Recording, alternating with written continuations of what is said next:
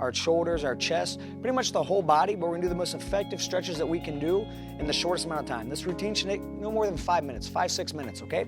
So let's go ahead and start down here on our left knee, right knee up, okay? What we're gonna do is we're gonna stretch the hip flexor. So I'm gonna contract my abdominal muscles, trying to tuck my glutes right up here up underneath me, trying to tilt my pelvis under. Then I'm gonna reach my left arm straight up in the air, fingertips pointing out towards the left. And I should feel the stretch coming right in here.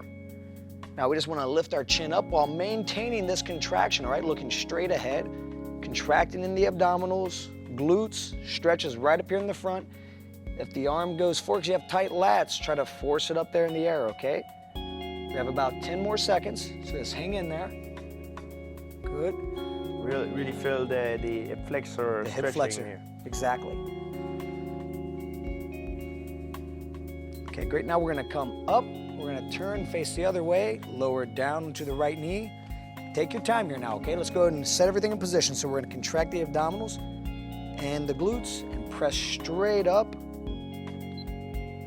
And we're holding here for 30 seconds. Now 30 seconds is pretty much the minimum here. We just wanna do at least 30 seconds to make sure we stretch out the body. But if you find you're enjoying this, don't be afraid to go back through this routine, do it 1 more time, 2 more times, as much as you want. These are great stretches. You really can't get enough of these. There is a lot of benefit to gain from stretching. Okay. Now let's come up here. Now, you can do a butterfly stretch, which Patrick is going to demonstrate, or you can just lower right down here into the side straddle. Everybody's flexibility is different, but if possible, we just want to try to split our legs out here, keep the posture upright, then we want to go forward. You see, the variation that Patrick's doing is working the same muscles. We're trying to stretch the adductor muscles right here in our inner thigh, okay? What I'm trying to do is I'm basically just pushing out, so is George, and we're trying to go forward if we can. We want to lie down flat here. Again, holding each stretch for 30 seconds. I remember when I used to be a kid, I used to go all the way down. Now as I'm growing up, getting older, it's impossible to do the same thing because I didn't practice enough. Okay, good. Now let's close up here. Legs straight ahead. Now what we want to do, remember, we just don't want to touch our toes. We want to pull our toes back towards us, contract our quadriceps, sit nice and upright, fingertips pointing down. We're pushing forward with the heel of our palm. If you find that to be too difficult by going forward like this and it's way too much, you can just do this. Just brace your hands right here by your hips, push up, try to keep your posture upright, still pulling your toes back, still contracting your quadriceps, and just trying to eventually lean forward. Once you can break 90 degrees going forward, you can probably take your hands off and push forward. Really good for the posterior chain. Exactly. Hamstring, calf, lower back. This is what you need to do. Okay, now let's turn to our right. I'm gonna kick my left leg around here, bring my right leg in. Now if you notice, I stick my knee straight out from my hip and I form a 90-degree angle here, a 90-degree angle here. Now what I wanna do is I wanna try to go forward, putting my head all the way down to the ground. Everybody has a different flexibility level though, so the key thing is to try to lean towards your left on this stretch. If your left leg's back, lean towards your left, even if you have to stay upright. If you can lower it down all the way, that's great. If you're right here, that's fine.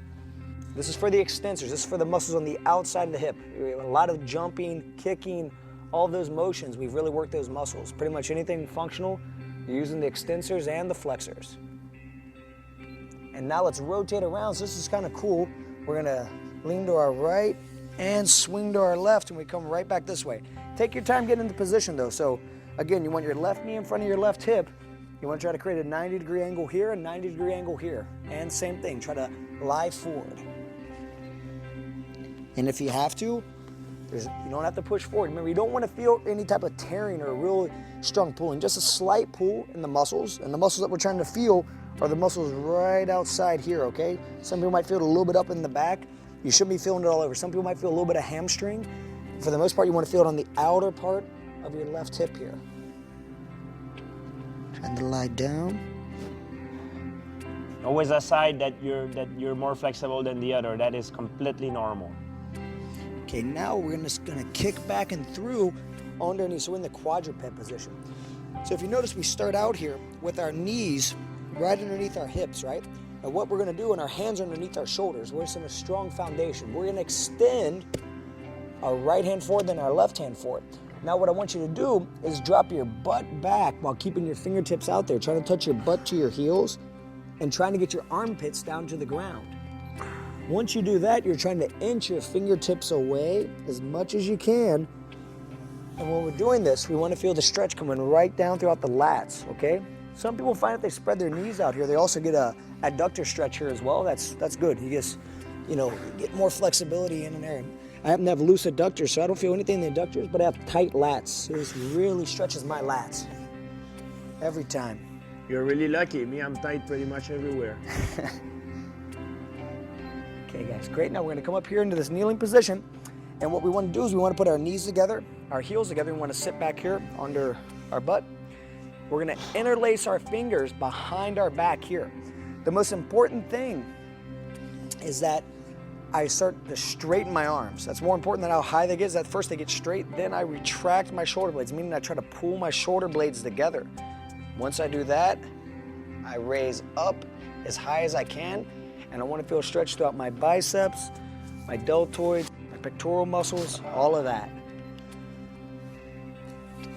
And there's almost an infinite amount of stretches, but we don't want to spend all day stretching. You guys just did a hard workout, so we just want to hit some of the ones that really get the body back to where it was before you did your workout. Good, Patrick. George is very tight here, so this is a great stretch for him. Absolutely. Everybody else has good flexibility. I should do this stretch more often. Yeah. Don't be scared that if you do something that you're not good at, that's mean you need to work on it.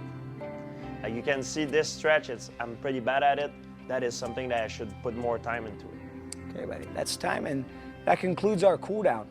So you have to remember that the cool down, although it seems like it's easy and it's almost like it's the part of the workout everyone wants to forget to do. We did all the hard stuff, we warm up because we want to get ready for the hard workout. Then we do the cool down, but sometimes we forget to do it. Remember, don't forget the cool down. It's